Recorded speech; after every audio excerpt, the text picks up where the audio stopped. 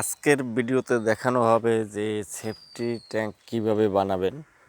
তবে যারা এখনও সাবস্ক্রাইব করেন নাই তারা সাবস্ক্রাইব করবেন নতুন ভিডিও পাওয়ার জন্য।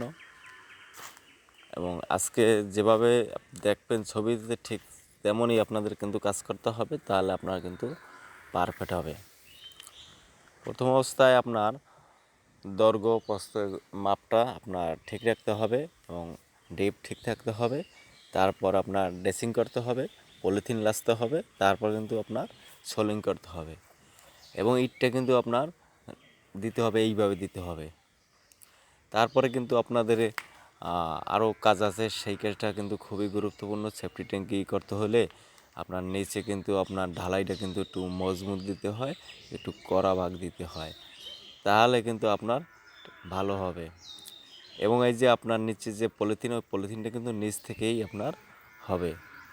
এবং যখনই আপনার বালি মিক্সচার করবেন তখন কিন্তু আপনার 4টায় ভাগ দিতে হবে, 5টায় ভাগ দিলে হবে না, কারণ যেহেতু আপনার ট্যাঙ্ক হইতেছে।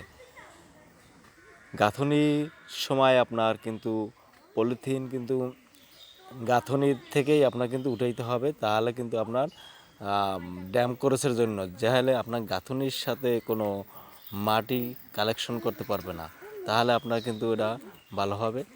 এবং এই ট্যাঙ্কটা যখনই আপনার পারফেক্ট হবে তখনই আপনার নিয়ম মেনে যদি কাজ করেন তাহলে আপনার কিন্তু এটা পারফেক্ট হবে।